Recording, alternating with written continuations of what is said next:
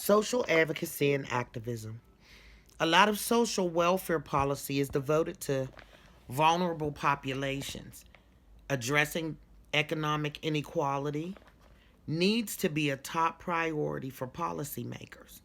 Inequality hurts our society in a number of ways. So we have to understand the difference between advocacy and activism. Advocacy is often thought of as an act of publicly representing an individual, organization, or idea, and it is used as an umbrella term for many intervention tools. It can include active lobbying, running public forums, questions in parliament, participating in various consultative processes. Activism, on the other hand, often has a less favorable reputation, even though by definition it can be viewed as a form of advocacy. Activism is described as taking direct action to achieve a political or social goal. Activism can be a negative concept based on how activism is perceived and how activists are depicted in the media. Activists use tactics that can alienate government and the wider community, but they can gain support also within the community as well. This term implies a direct action or intervention, such as a protest in favor of change. So, something that we could use an example of that would be the bus boycott in Montgomery when Rosa Parks was denied a seat on the bus when she came to sit down after a long day's work, just like the Caucasian men and women who came from a long day's work. And due to Jim Crow laws and things of that nature, she wasn't eligible to sit in the front of the bus, and she had just as much right as the other people that worked that were Caucasian that sat on the bus, and she was asked to give up her seat. She decided that she wasn't going to give up her seat. So in using advocating,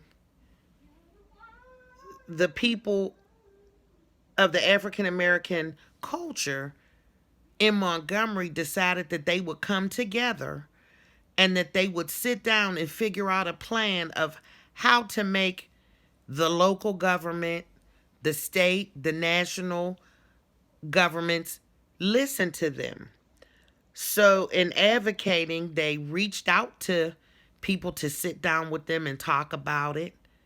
But the most important way to send their message clear, considering they weren't listened to and they were ignored, was that they decided to boycott the bus system.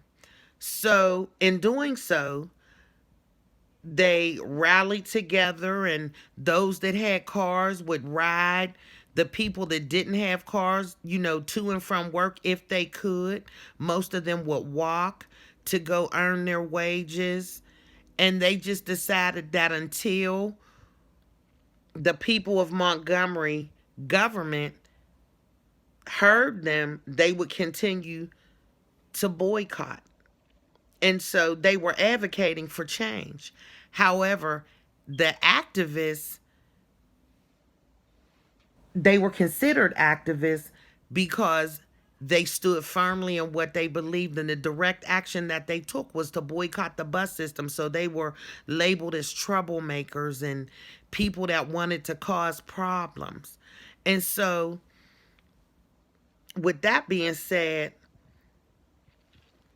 most of the social worker policy is directed toward vulnerable populations, the populations of people that cannot fend for themselves or need the extra help.